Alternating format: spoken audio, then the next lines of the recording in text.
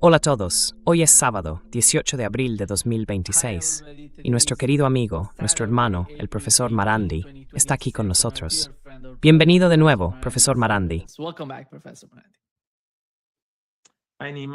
Hola Nima, ¿cómo estás? Espero que todo vaya bien por ahí. Aquí me da la impresión de que nos estamos acercando a una guerra.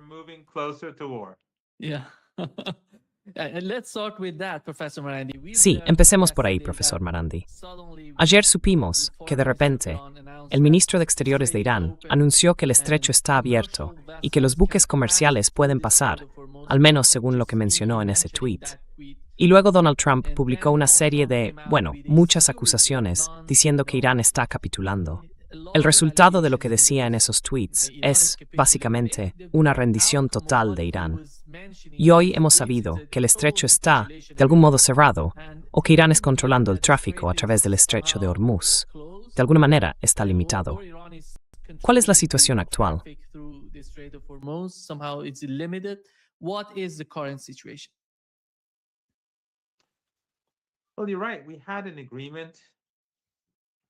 Bueno, tienes razón. Tuvimos un acuerdo con los estadounidenses, un alto el fuego completo. ¿Qué fue? Hace 10, 11 días. ¿Cuánto hace? Y luego Netanyahu, si recuerdas, llevó a cabo esos bombardeos masivos sobre ciudades y masacró a cientos de personas, incluso en barrios que no son favorables a la resistencia. Fue, ya sabes, una matanza en masa. Y por supuesto, los medios occidentales intentaron presentarlo como ataques contra bastiones de Hezbollah o contra objetivos de Hezbollah. De hecho, hablé con 2 periodistas occidentales en Beirut. Querían, no sé, una frase mía, 1 o 2 frases para sus reportajes.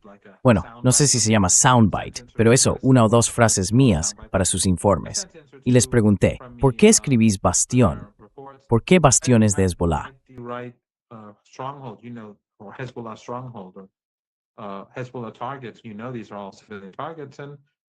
Los objetivos de Hezbollah, ya sabes, todos son objetivos civiles.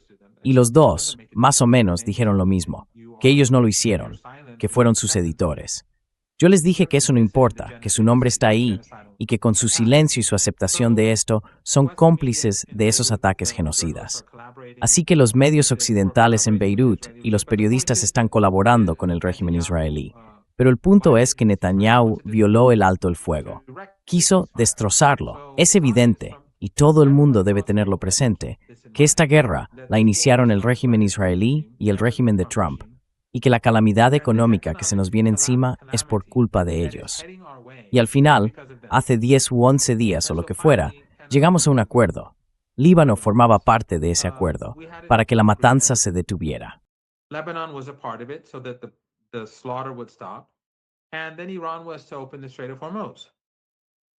Y luego Irán debía abrir el estrecho de Hormuz. En Líbano, Netanyahu violó el acuerdo, así que Irán no abrió el estrecho de Hormuz. Además, cuando fuimos a Islamabad, quedó claro que Vance no tenía autoridad para negociar, porque no paraba de hacer llamadas telefónicas. Los iraníes sí tenían autoridad para negociar, y él dijo que otros líderes estadounidenses le informaban a diario. Así que, en fin, uno pensaría que eso sería un escándalo. No tenía autoridad, y al final Estados Unidos no logró ningún avance real con Irán en la mesa de negociación, porque los israelíes, una vez más, no querían que eso ocurriera. Así que la crisis continuó, y la crisis energética, que lleva ya 10 u 11 días agravándose, vuelve a ser por culpa de Netanyahu. Vuelve a ser por culpa de los sionistas. Podríamos haber aliviado la crisis económica abriendo el estrecho de Hormuz, pero él violó el acuerdo y bloqueó los avances de las conversaciones en Islamabad. Después, Irán, tras el alto el fuego, como seguía presionando a los estadounidenses, mantuvo cerrado el estrecho de Hormuz para forzar a los americanos a poner fin a este derramamiento de sangre en Líbano.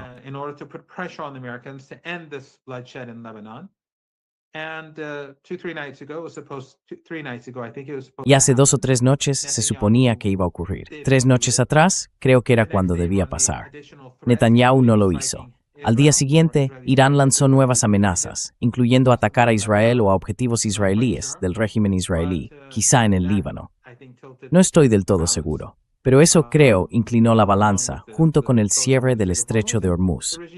Y el régimen aceptó el alto el fuego. Claro, lo está violando, pero lo aceptó, más o menos. Ayer, Irán dijo que abriría el estrecho de acuerdo con el pacto alcanzado con Estados Unidos hace 11 días. Pero justo después de que Irán abriera el estrecho, Trump dijo que el bloqueo a los puertos iraníes seguiría en vigor.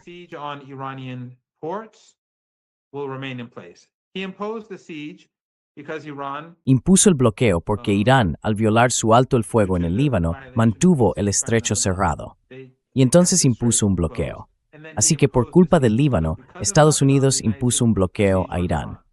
Y al parecer Vance dijo, ¿por qué Irán está tan obsesionado con el Líbano? Yo no lo vi personalmente, pero alguien me lo contó, como si matar a los libaneses no tuviera importancia.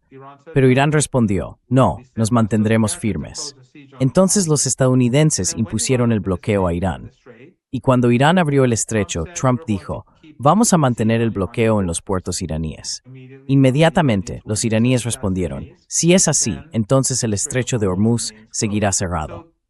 Así que Trump y Netanyahu iniciaron esta crisis global, y está empeorando minuto a minuto, literalmente minuto a minuto, Nima.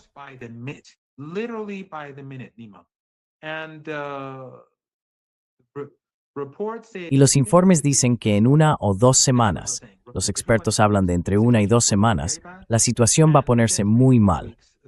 Y que en 3 o 4 semanas, la economía mundial se va a encaminar hacia el colapso. Así que esto es donde estamos ahora, gracias a esos monstruos.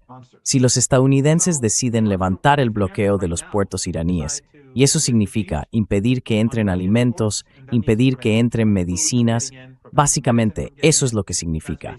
Si levantan el bloqueo, entonces el estrecho de Hormuz se abrirá. Así que en realidad depende de los estadounidenses que haya más combustible, más helio, más petróleo, más fertilizantes en el mercado mundial, porque ahora mismo hay una enorme cantidad de barcos en el Golfo Pérsico esperando la luz verde para moverse. Sí.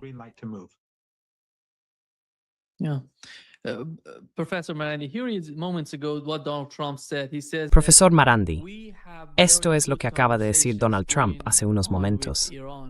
Dice que están manteniendo muy buenas conversaciones con Irán y que todo va muy bien. Pero, según lo que hemos sabido del último anuncio, que llegó hace apenas unos minutos del Consejo Supremo de Seguridad Nacional, ellos dijeron que lo fundamental es que, en el 10º día de la guerra, Estados Unidos empezó a enviar mensajes a los iraníes. ¿Cuál es el proceso de negociación, o las ideas, o los mensajes que Donald Trump considera que están funcionando bien?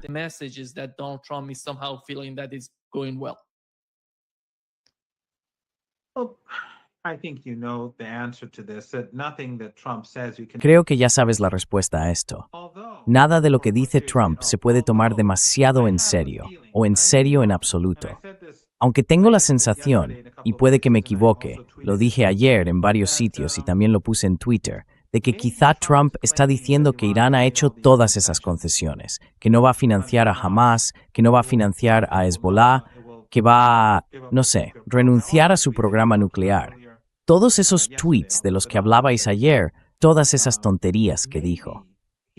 Puede que esté diciendo todo eso para luego poder afirmar que Irán hizo todas esas promesas, pero que no las cumplió, y así justificar que tiene que atacar a Irán.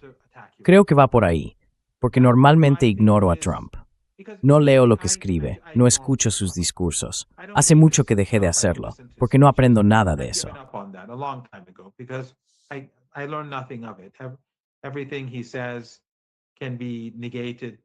Todo lo que dice puede quedar desmentido en 1 hora, o en el siguiente párrafo, o al cabo de un día. Cambia de opinión, se contradice, miente mucho. Así que normalmente lo ignoro. Pero ayer, de repente, esas publicaciones suyas en redes sociales, una tras otra, me hicieron pensar que quizá está lanzando esas afirmaciones falsas para poder justificar otro ataque más adelante. Para luego decir algo como, bueno, Irán aceptó todo esto, pero no lo cumplió, así que mintieron, y ahora tengo que bombardearlos.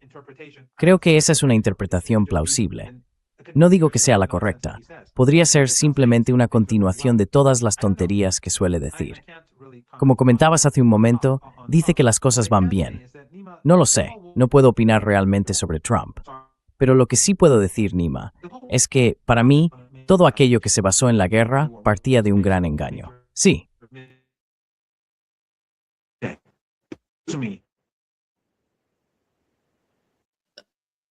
Una vez, sí. ¿Snega? Has vuelto, sí. Dijiste toda la guerra. ¿A qué te referías con eso? He dicho qué. Perdón, ¿dónde me he quedado? Toda la guerra. De toda la guerra. Sí, creo que toda la guerra. No solo la guerra del Ramadán o la guerra de los 40 días, sino también la de los 12 días. Todas se basaron en cálculos erróneos.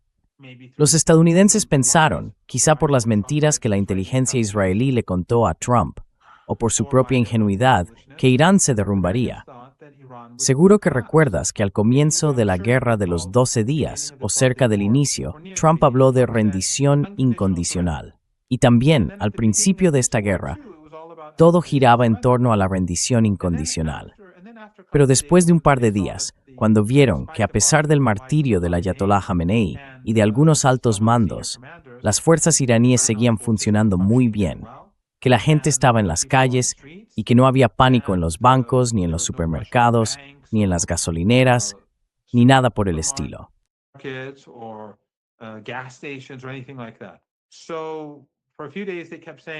Durante unos días decían que Irán se estaba quedando sin misiles, que habían destruido todas sus bases de misiles y de drones.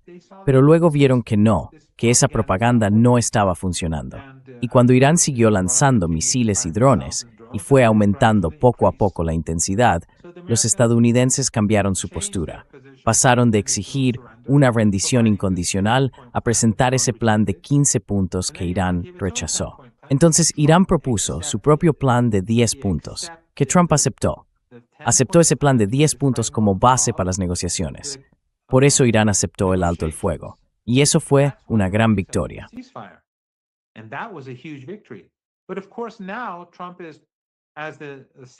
Pero claro, ahora Trump está, como dijo hoy el comunicado del Consejo Supremo de Seguridad Nacional de Irán, intentando imponer otras condiciones que no tienen nada que ver con el plan de 10 puntos. En cualquier caso, lo que quiero decir es que, al principio de la guerra, los estadounidenses hablaban de una rendición incondicional, pero después de 10 días, se dieron cuenta de que no íbamos a perder esa guerra. Y aunque cometieron más atrocidades y empezaron a atacar infraestructuras críticas, fracasaron.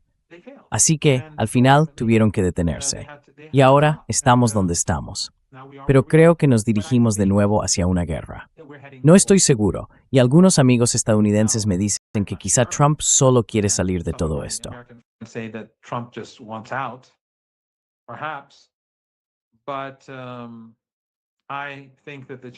Pero creo que las posibilidades de guerra son muy altas. Y si hay guerra, no debería pasar mucho tiempo antes de que empiece, porque el Golfo Pérsico va a ponerse muy caluroso.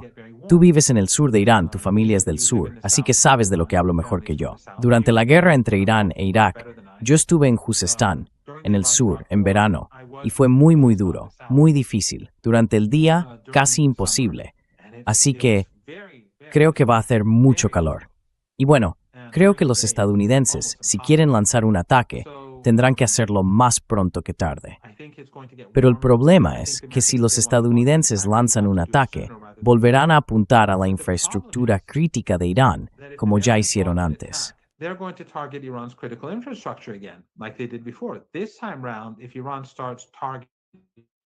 Esta vez, si Irán empieza a atacar, digamos, el suministro eléctrico de esos regímenes del Golfo Pérsico, van a convertir a Irán en su objetivo, porque son culpables.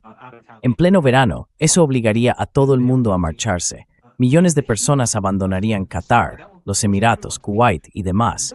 Millones, literalmente de la noche a la mañana. No podrían quedarse, porque el calor sería insoportable, sobre todo para esa gente adinerada que lleva décadas viviendo del petróleo y del gas. No podrían seguir viviendo allí.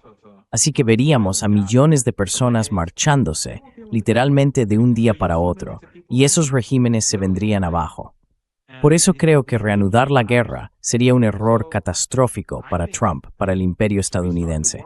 Creo que probablemente pondría fin a esos regímenes del Golfo Pérsico.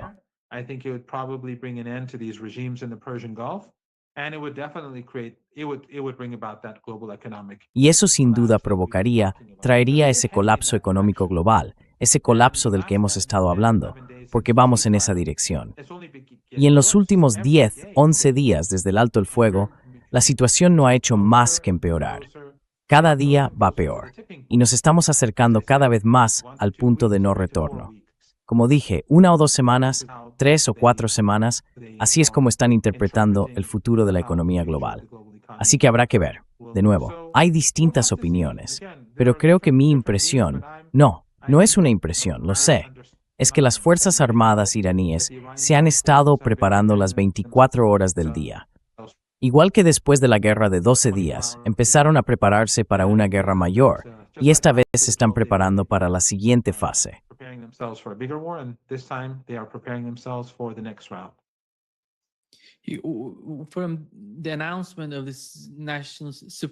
Según el comunicado del Consejo de Seguridad Nacional, en uno de los puntos que se mencionan en las conversaciones, se dice que los estadounidenses han presentado nuevas propuestas, que la República Islámica de Irán está considerando y aún no ha respondido. Profesor Marandi, lo primero, para poder hablar con la parte estadounidense, hay que entender si realmente están preparados para dialogar, o si más bien quieren seguir con este tipo de... Porque no se percibe una comprensión profunda de las causas de fondo de lo que está ocurriendo. Parece que quieren quedarse en lo superficial, resolver el problema que se ve en la superficie, sin ir más allá, sin abordar las causas profundas del conflicto.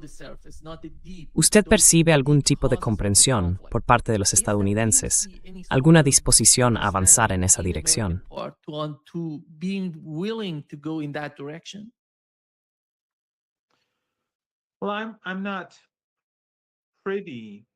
Bueno, no estoy al tanto de lo que está ocurriendo ahora mismo. No sé cuáles son las nuevas propuestas estadounidenses. La delegación pakistaní que se marchó creo que anoche estuvo aquí 2 o 3 días para ver qué se podía hacer. Así que en este momento no estoy en condiciones de darte una respuesta definitiva a tu pregunta. Pero lo que sí puedo decir es que esa es la naturaleza del imperio. El imperio, igual que los sionistas, aunque los sionistas son peores, se considera a sí mismo excepcional. Y por eso cree que tiene derechos excepcionales, privilegios excepcionales. Y por tanto, cuando alguien exige justicia, para ellos eso resulta escandaloso. El plan iraní de 10 puntos, que la gente debería revisar, no tiene nada de extraordinario.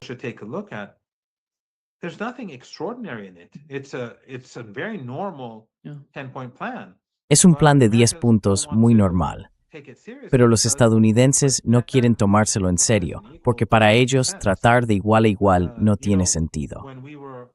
Verás, cuando fuimos a Pakistán, mientras estábamos allí, el Washington Post publicó un artículo de opinión, y el Washington Post está muy cerca de la CIA, diciendo que deberían matar a los negociadores. Así que, cuando volvíamos, pensamos que había una buena posibilidad de que derribaran nuestro avión los estadounidenses o los israelíes. Este es el tipo de régimen, este es el tipo de mentalidad con la que estamos tratando, donde los medios compiten con el propio régimen en promover crímenes de guerra y crímenes contra la humanidad.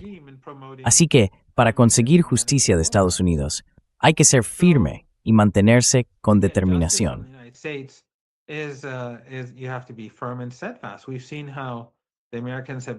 Hemos visto cómo los estadounidenses han estado presionando a países de todo el mundo con el tema de los aranceles. Y el único país que realmente se enfrentó a Estados Unidos fue China, por su postura, su poder y su fortaleza. Así que no soy muy optimista. Pero Nima, volviendo otra vez a la guerra, creo que los estadounidenses evidentemente se han estado preparando para otra ronda de conflicto. No digo que vaya a ocurrir, pero creo que hay una buena posibilidad. Los estadounidenses y los israelíes se han estado preparando. Los iraníes también se están preparando. Así que puede que este tiempo lo hayan estado usando para ganar margen. Pero creo que eso es un error de cálculo, quizá por 4 razones. La primera, que Irán también se está preparando.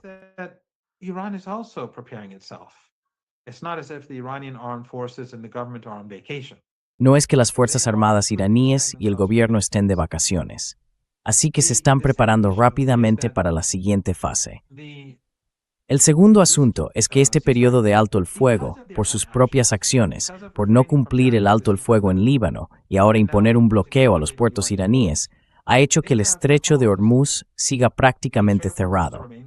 Por eso la crisis económica mundial se está agravando. Ahora es aún peor, porque ni siquiera los barcos iraníes están pasando. He oído distintas versiones sobre cuántos barcos iraníes logran pasar o no.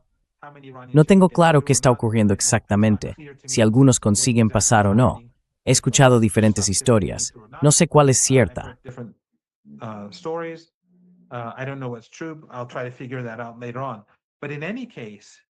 Intentaré averiguarlo más adelante. Pero en cualquier caso, la situación está empeorando. El ritmo, el movimiento hacia la catástrofe, hacia una catástrofe económica global, se está acelerando. Así que este intento de ganar tiempo está empujando al mundo y por supuesto también a Estados Unidos hacia una gran crisis. Y luego está el otro asunto, el tercer asunto que, como dije antes, nos estamos acercando a la temporada más cálida. En el sur hará muchísimo calor dentro de un mes y después será simplemente insoportable. Incluso si los estadounidenses, y creo que también los iraníes, probablemente les permitan tomar algo de territorio para luego enfrentarse a ellos en los contraataques.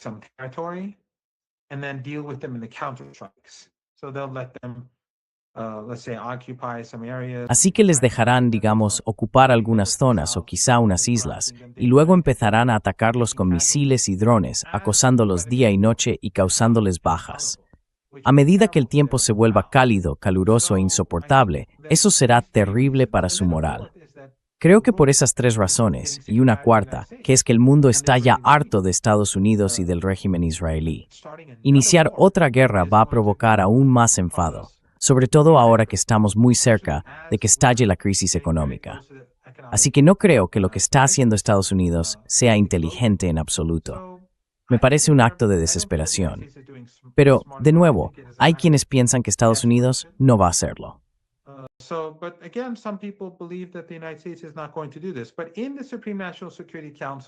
Pero en la declaración del Consejo Supremo de Seguridad Nacional, a la que usted hacía referencia y que se publicó justo antes del programa, también se dice que Irán va a cobrar tasas a los barcos y que mantendrá el control del estrecho de Hormuz. Creo que este es un punto de inflexión clave. Este fue el error catastrófico de Estados Unidos en esta guerra y también del régimen sionista, porque Irán no tenía ninguna ambición de tomar el estrecho de Hormuz. Eso lo sabemos. Todo seguía funcionando con normalidad, incluso durante las sanciones. Pero ahora, en estas circunstancias, los iraníes han decidido tomar el control del estrecho y no van a devolverlo. Y eso cambia el equilibrio de poder en esta región de forma permanente y también en el mundo.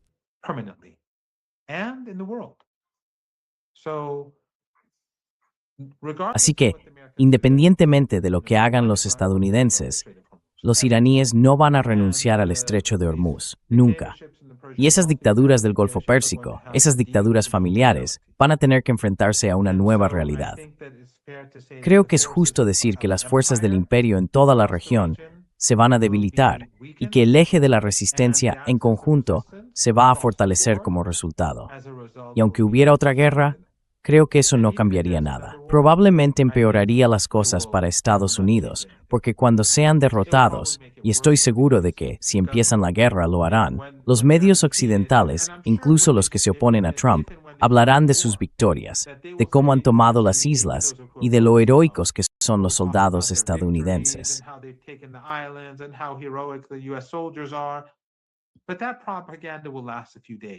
Pero esa propaganda durará solo unos días, igual que la guerra de 12 días, o la guerra del Ramadán, o la guerra de 40 días. Pasados unos días queda claro que esto no va a ir bien, que no va a acabar bien ni para Estados Unidos ni para muchos en Irán. Y eso lo hablamos desde el principio de la guerra, juntos. Muchos en Irán quieren que esta guerra continúe, no porque les guste la guerra. A nadie le gusta la guerra, sino porque dicen que tenemos que enfrentarnos a los estadounidenses, a las tropas de Trump, para que en el futuro Estados Unidos no vuelva a pensar en atacar a Irán.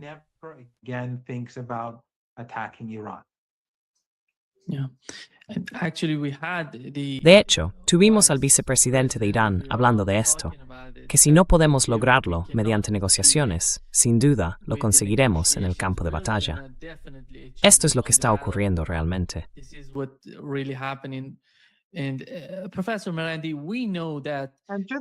Y profesor Marandi, sabemos que solo una cosa anima. El vicepresidente de Irán, él fue vicepresidente, estuvo muy cerca del expresidente Hatami. Así que estamos hablando de un espectro político muy amplio en Irán, todos diciendo que ya basta, que van a mantenerse firmes. Así que para Trump o para cualquiera en Occidente que piense que puede dividir al presidente o que existe algún tipo de división entre, y eso también se ve en Internet, por desgracia, que hay una división entre el Ministerio de Asuntos Exteriores o el presidente y las Fuerzas Armadas. Eso es absurdo. Todo el mundo sabe que la única manera de avanzar ahora mismo es que Irán se mantenga firme.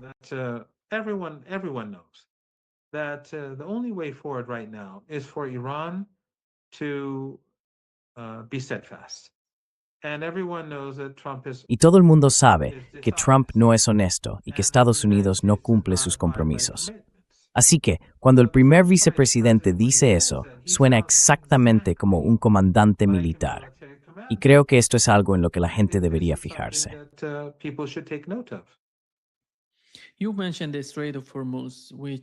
Has mencionado el estrecho de Hormuz, que es uno de los... Bueno, quien siga los medios persas, los medios iraníes, entiende perfectamente cuál es el tono. Y como hemos comentado, el profesor Marandi acaba de decir que aseguran que seguirá bajo el control del gobierno iraní. Pero cuando hablamos del programa nuclear de Irán, ayer Donald Trump decía que Irán va a renunciar al uranio enriquecido, que nos lo van a enviar. ¿Y eso qué fue exactamente?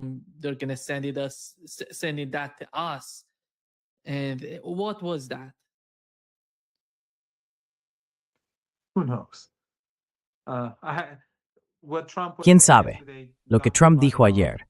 El doctor Kalibov comentó que Trump hizo 7 afirmaciones y todas eran falsas. Así que de nuevo, la única forma en que puedo interpretar lo que dijo ayer para que tenga algún sentido es que está lanzando todas esas afirmaciones escandalosas, esas afirmaciones absurdas, para luego poder decir que los iraníes prometieron todo eso, pero que no cumplieron sus promesas. Eso sería una mentira. Quiero decir, los iraníes, evidentemente, no han prometido nada. Pero si él quiere ir a la guerra, entonces diría, me dijeron que harían estas cosas. No las hicieron, así que tengo que bombardearlos. Esa interpretación sí tiene sentido. Pero por otro lado, Trump ha dicho tantas tonterías a lo largo de los años, y en los últimos meses, especialmente en lo que respecta a Irán, que esta es solo una interpretación. La segunda sería que ese es el Donald Trump normal, anormal.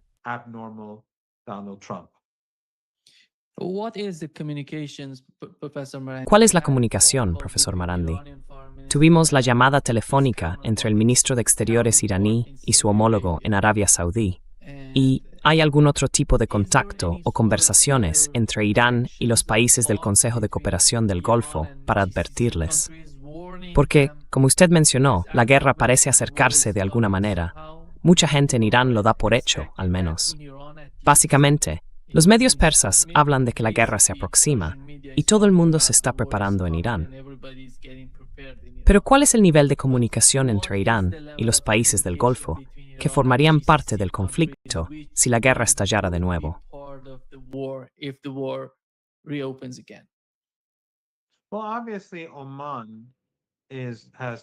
Bueno, está claro que Omán ha seguido un camino. Y Qatar, después de que Irán respondiera y les golpeara con fuerza sus instalaciones de gas, cambió de postura y adoptó una actitud, digamos, más razonable. O prudente. Sí, y también más razonables. No porque sean sinceros, sino porque han visto que Irán es poderoso y que Estados Unidos no puede derrotarlo. De hecho, Nima, he estado hablando con, no quiero entrar en detalles, pero he estado hablando con diplomáticos, con académicos de distintos países, y todos los que han hablado conmigo dicen que sus gobiernos y sus políticos están sorprendidos. Uso la palabra sorprendidos yo mismo, pero básicamente eso es lo que todos dan a entender. lo eficaz y lo poderoso que es el pueblo iraní, cómo la gente en Irán se mantiene firme, cómo funcionan sus fuerzas armadas y cómo los aliados de Irán estaban todos bien coordinados entre sí. Están todos asombrados, países importantes, y eso desde luego es algo que hay que tener en cuenta.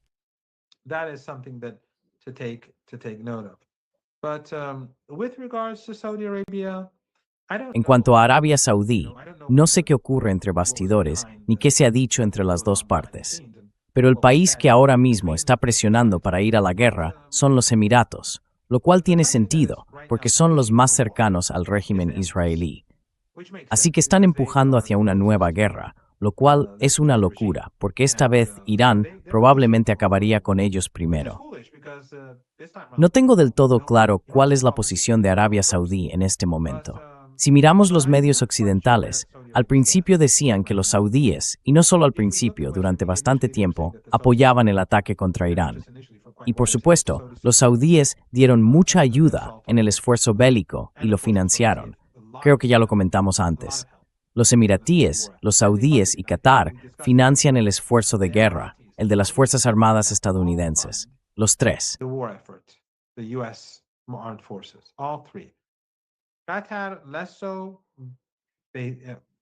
Qatar, al parecer, menos por razones técnicas. No estoy seguro sobre Bahrein, no he oído nada sobre Kuwait. Pero en cualquier caso, los saudíes han estado, aunque últimamente hemos estado escuchando, y no digo que sea absolutamente cierto, que ahora los saudíes no quieren que esto continúe. No lo sé, pero me parece razonable, porque han perdido mucho. Cada día que pasa, estos regímenes árabes sufren. Es cierto que los saudíes están exportando, de media, unos 4 millones de barriles al día, desde el Mar Rojo, pero se ha causado mucho daño. El precio del petróleo ha subido, sí, pero muchas de sus plantas petroquímicas están en este lado. Sus exportaciones son menores. Muchas de sus instalaciones han resultado dañadas, así que la mayoría de sus plantas petroquímicas y gran parte de su industria vinculada al petróleo están cerca del Golfo Pérsico.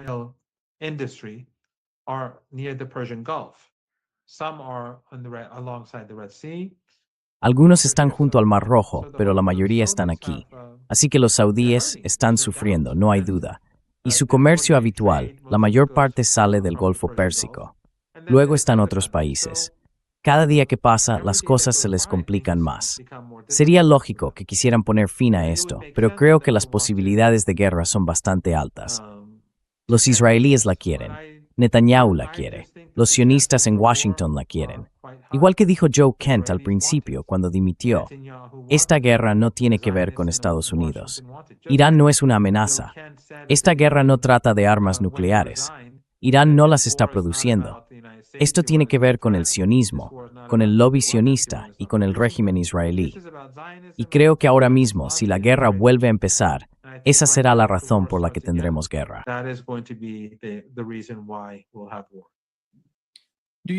¿Espera una nueva ronda de negociaciones, Ron? Quiero ser muy claro con esto, como siempre. Me avisaron solo un par de días antes, quizá 2 o 3, no lo recuerdo bien.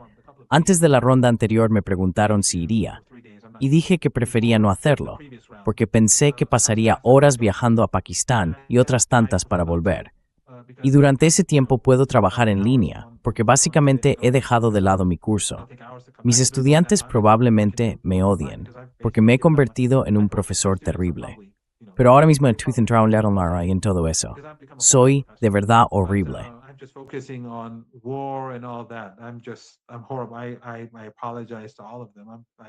Les pido disculpas a todos.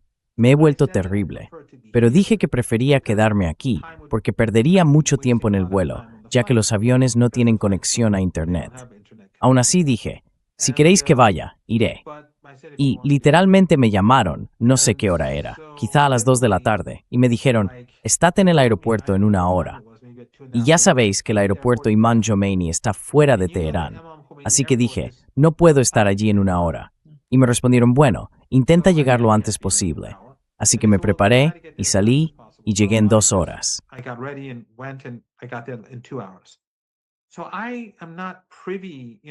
No tengo información directa, Ya sabes, no estoy con los negociadores ni nada de eso. Hablé con gente en el aeropuerto, en el avión, cuando llegamos allí. No sé los detalles. No sé si van a volver a reunirse. Nadie se ha puesto en contacto conmigo. Así que supongo que ahora mismo no está pasando nada. Pero bueno, puede que esta vez ni siquiera me pidan que vaya. Por lo que entiendo, hasta ahora no se ha tomado ninguna decisión. Y el comunicado del Consejo Supremo de Seguridad Nacional básicamente dice lo mismo, que no se ha decidido nada. Así que no está claro si habrá una segunda ronda.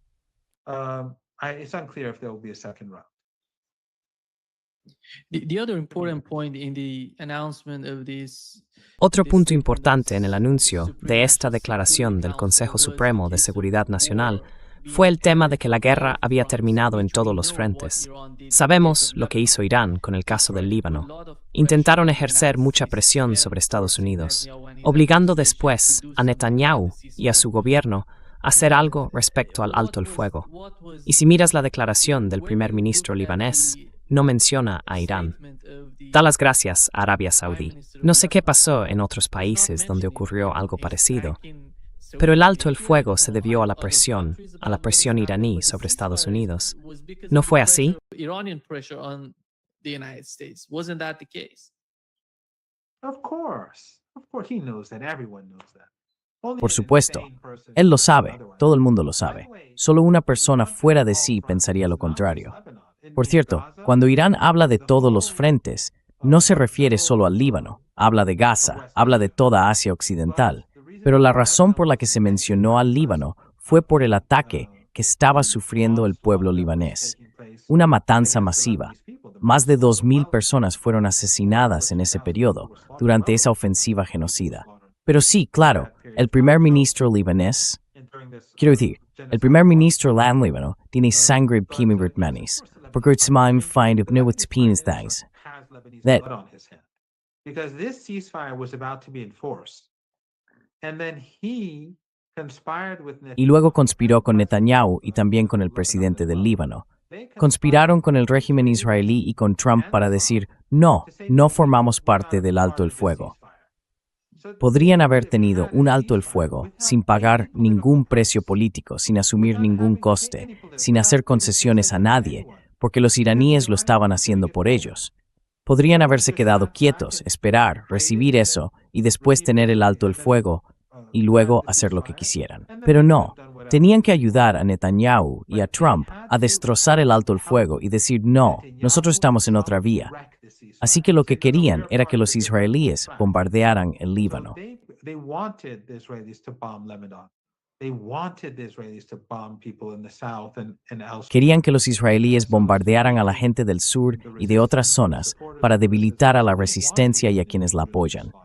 Querían que mujeres y niños fueran masacrados. Y la historia lo recordará. Este es un momento muy, muy oscuro en la historia del Líbano. Y cuando pase el tiempo, los hijos de la gente de todo el país, cuando las emociones se calmen y la gente mire atrás con objetividad, excepto aquellos que son agentes de Occidente y cobran por ello, que no son pocos en el Líbano, todos recordarán este momento tan oscuro de nuestra historia. El primer ministro y el presidente serán recordados por eso. Pero sí, la única razón por la que Netanyahu se detuvo fue porque se vio obligado a hacerlo. Yes, the only reason why Netanyahu stopped was because he was forced to stop. And the reason why he was forced to stop. Y la razón por la que se vio obligado a detenerse, sí, creo que la amenaza iraní de atacar a los israelíes inclinó la balanza. Pero la verdadera razón, en mi opinión, fue que el estrecho de Hormuz seguía bloqueado. Y creo que esa es la estrategia iraní. Presionar tanto a Estados Unidos en el plano económico, que llegue un momento en el que, en lugar de pensar primero en Israel, la Casa Blanca y sus élites políticas empiecen a pensar como los estadounidenses de a pie. Tenemos que poner nuestros intereses por delante. Y cuando se ven obligados a hacerlo, a anteponer sus propios intereses, ahí empieza la solución en nuestra región. Así que creo que Trump obligó a Netanyahu a aceptar el alto el fuego. That Trump forced Netanyahu to accept the ceasefire. Netanyahu resisted. Iran added an extra Netanyahu se resistió, Irán añadió una amenaza más, pero la razón principal fue la resistencia, por supuesto, y la firmeza de los partidarios de la resistencia en el Líbano. Ellos son la razón número uno por la que el régimen se vio obligado a aceptar el alto el fuego. Esa es la razón principal, su heroísmo. Son estrellas brillantes de la humanidad. Tenemos que recordarlo. Han hecho todos esos sacrificios porque estaban desviando al ejército sionista del genocidio en Gaza. Estaban sacrificando a su propia gente para ayudar a salvar a otro pueblo. Pero ante todo, después de eso fue la presión económica que mientras hablamos sigue aumentando.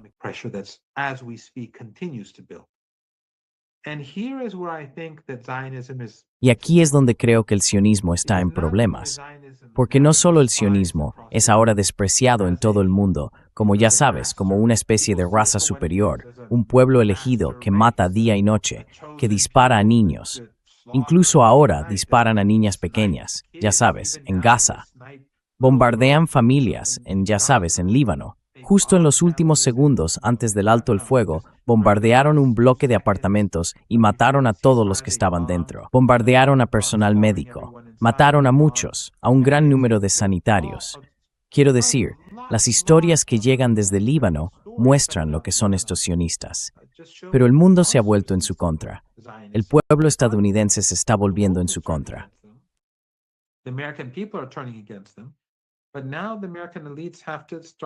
Pero ahora, las élites estadounidenses tienen que empezar a pensar. Queremos destruir nuestra economía, arruinar la economía global, entrar en una depresión económica por culpa de estos sionistas. Yo creo que ahí es donde, y puedo estar equivocado, pero creo que eso fue lo que llevó a Trump a presionar a Netanyahu, o más bien a que Estados Unidos, quizá no Trump personalmente, sino las élites políticas del país, obligaran a Netanyahu a aceptar un alto el fuego. Porque los estadounidenses, las élites de Washington, por fin están diciendo, esto empieza a ser peligroso para nosotros. La escasez de combustible, la falta de fertilizantes, la falta de helio, todo eso va a poner mucha presión sobre nuestra economía, justo en un momento en que nuestros llamados aliados o nuestros intermediarios, o bueno, podría usar palabras peores, pero no lo haré.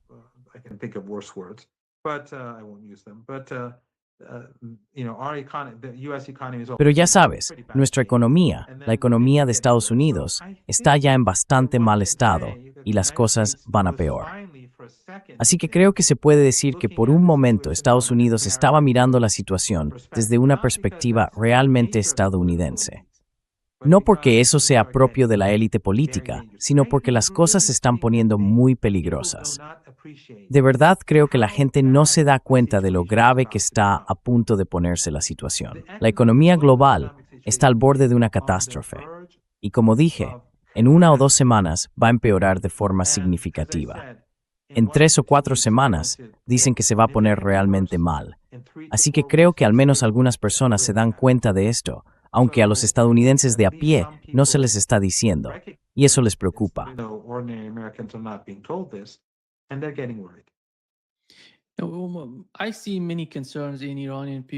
Veo muchas preocupaciones entre la gente iraní y la libanesa, porque dicen que de alguna manera el ISIS e Israel están intentando hacer lo que no pudieron conseguir en el campo de batalla. Israel intentaba, según su propia idea, desarmar a Hezbollah. Ese es su principal objetivo, derrotar a Hezbollah. Pero no pudieron lograrlo en el campo de batalla y estaban siendo golpeados por las fuerzas de Hezbollah.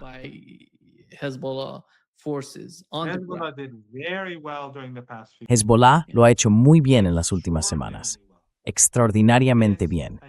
Y esto, una vez más, demuestra que todos esos análisis que decían que Hezbollah estaba derrotado, que Hezbollah ya no contaba, todo eso era una tontería.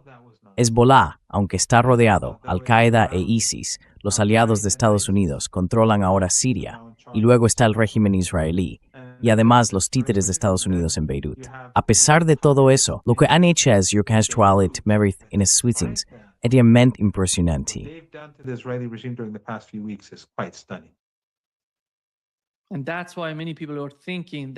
Y por eso, mucha gente piensa que quieren provocar una guerra civil en Líbano, para que Hezbollah y el gobierno se enfrenten entre sí, y que Israel aproveche para quedarse con la parte sur del país. Ese es el problema. porque hoy han trazado una línea amarilla en el sur del Líbano, la misma línea amarilla que definieron en Gaza. No son buenas señales si al gobierno libanés le importa realmente la soberanía del país.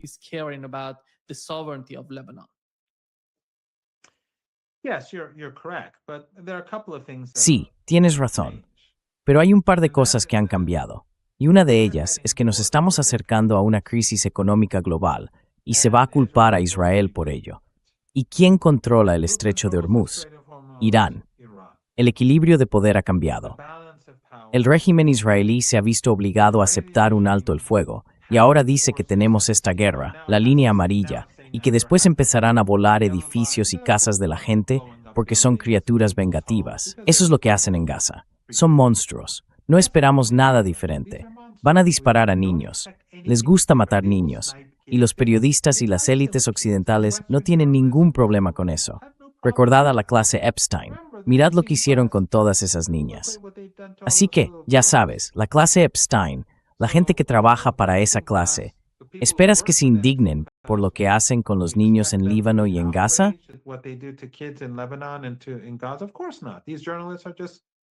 Por supuesto que no.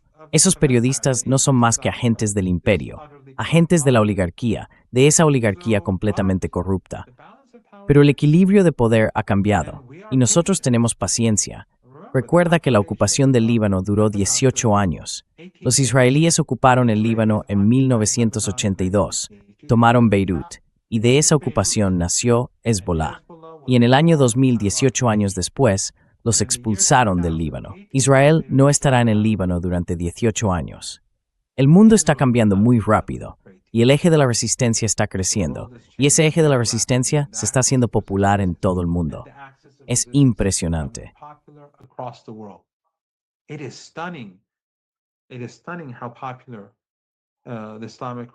Es impresionante lo populares que se han vuelto la República Islámica de Irán, el Ayatollah Jamenei y el eje de la resistencia. Es impresionante este cambio repentino en la opinión pública mundial. La gente está viendo más allá de la propaganda. Ven quién apoya al pueblo palestino y quién lo complica.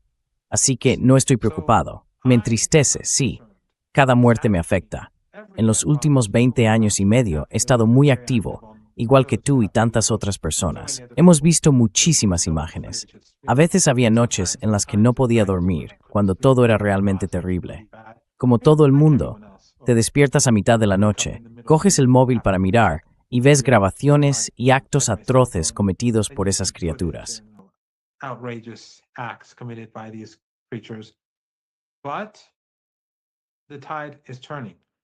Pero la marea está cambiando, y no veo un escenario en el que Estados Unidos, de verdad, nunca he visto a un pueblo tan seguro de sí mismo como el pueblo iraní.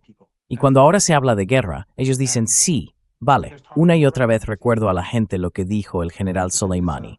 Dijo, somos la nación del martirio y somos la nación del imán Hussein. Y sinceramente, eso se ve en el pueblo iraní. Y eso es, básicamente, lo que ha provocado este punto de inflexión en la región. Así que esto no se va a acabar mañana. Esas criaturas seguirán masacrando a mujeres y niños. Pero yo veo esto como la era del fin del sionismo. Tardará un tiempo, pero ocurrirá.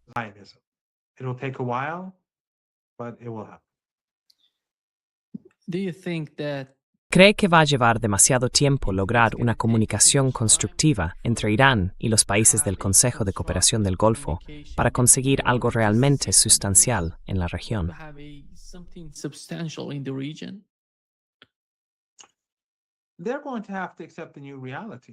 Van a tener que aceptar la nueva realidad. Para empezar, se han dado cuenta de que a Estados Unidos no le importan.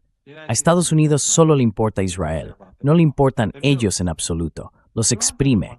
Irán no quiere exprimirlos. Irán simplemente dice, no ayudéis a otros a bombardear nuestro país.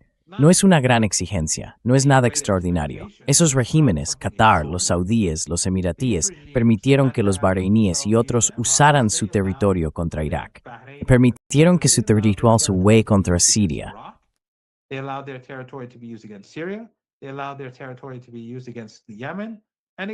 Permitieron que su territorio se usara contra Yemen y contra Irán.